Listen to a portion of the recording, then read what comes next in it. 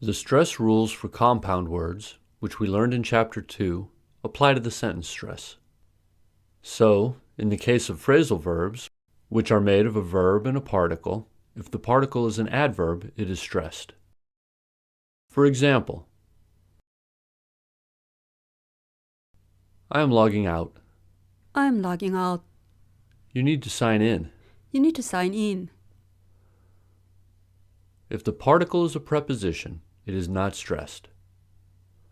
For example, who is she talking to?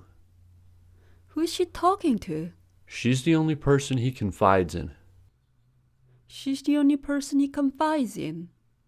In the case of a noun expression, if it is a compound noun, the stress is on the first part of the noun, and if it is a descriptive noun expression, the stress is on the last noun. For example, I have running shoes. Compound noun. I have running shoes. I have running water. Description. I have running water.